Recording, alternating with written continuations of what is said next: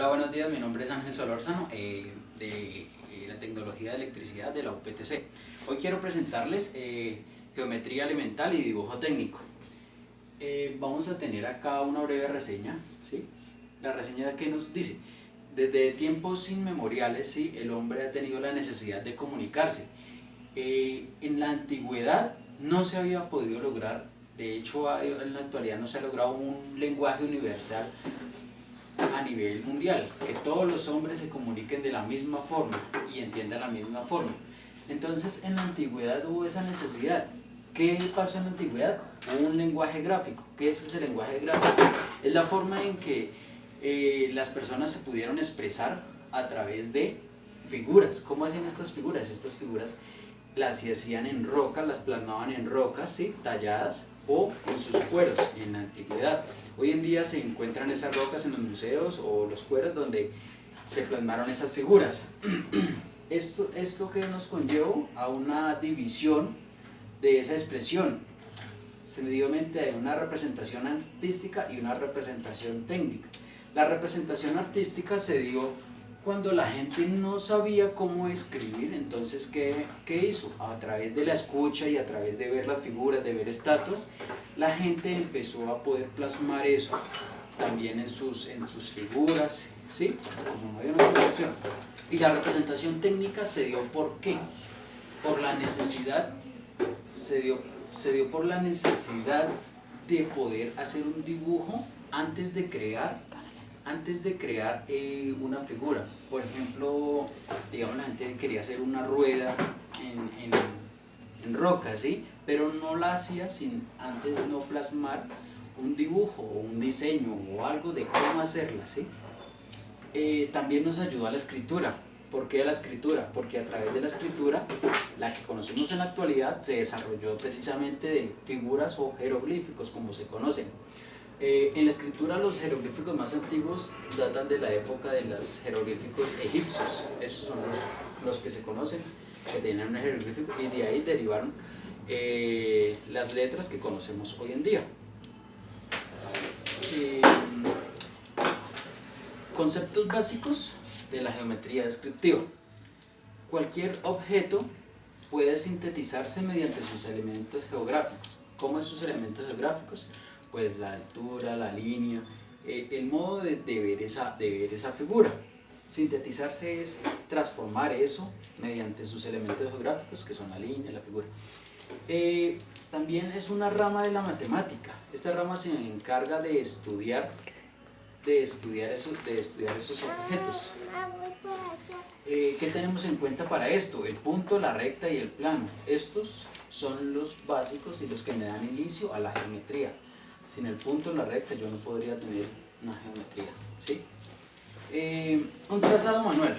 ¿Qué es un trazado? Primero que todo, un trazado es una línea conformada por segmentos o partes, ¿sí? Ya puede ser simples o complejos. Un segmento simple es una recta de un solo segmento, y un segmento complejo es que está conformada por varios o miles de complejos, ¿sí?, que a su vez me conforman la figura. El trazado se hace mediante una línea normalizada. ¿Qué es una línea normalizada? Es aquella que está incluida dentro de una norma.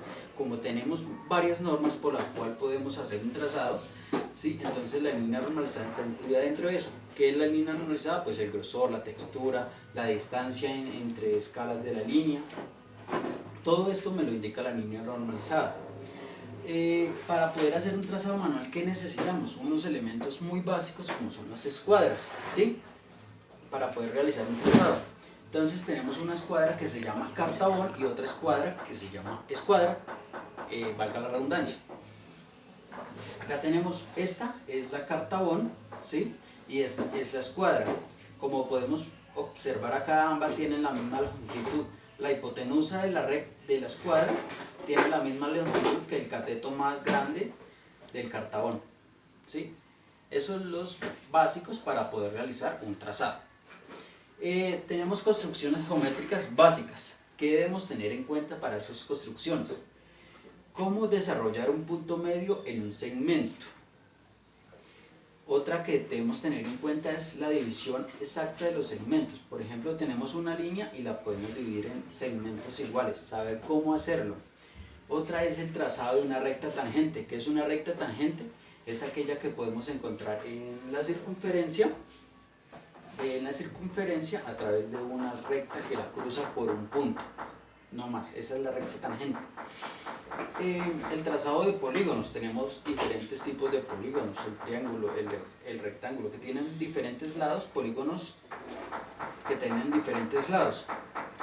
Hay dos formas de que podamos trazar estos polígonos, ya sea con una vértice y un lado del polígono, o con una vértice y la circunferencia que lo suscribe. O sea, todo polígono tiene una circunferencia que lo suscribe y a través de esa circunferencia podemos saber los lados y dibujar el polígono.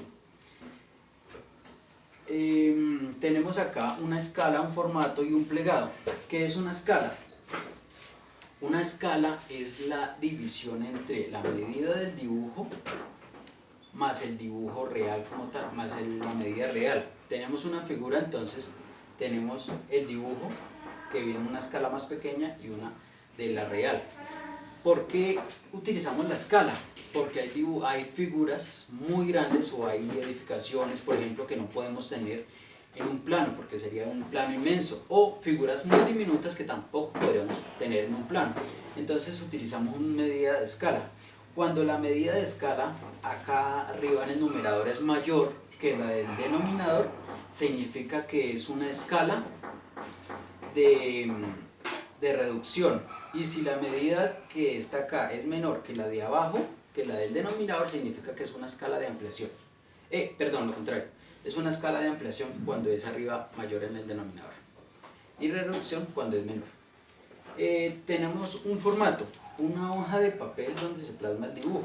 ¿Sí? El formato es la hoja, ¿sí? Esta tiene diferentes medidas y el formato se expresa desde A0, A1, A2, A3. Cada uno tiene sus medidas, tiene los criterios para poder realizar ese formato. Estos se manejan mediante la normatividad pues, en la que estemos dibujando, porque hay diferentes normas.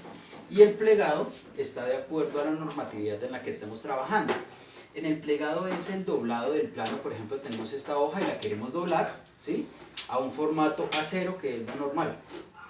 Un formato A0, donde me dice en el formato A0 que debemos tener en cuenta para el plegado, que tengamos el nombre, las características del diseño que tengamos. Apenas lo iniciemos, apenas miremos la forma, ya podemos saber el tipo de dibujo que tenemos en ese plegado. Esta forma de plegado también se utiliza para archivar los planos de una manera ordenada, tanto que en el plegado debemos de no dejar espacios, ¿sí? El último plegado se cierra, digamos, cierra o cubre todo el plano para evitar que yo pueda meter dentro de ese otros planos u otras hojas. Eso es lo que debemos tener en cuenta para realizar un buen plegado. Listo, esta es mi presentación. Muchísimas gracias y pues cualquier cosa, dudas, estaré atento a cualquier comentario.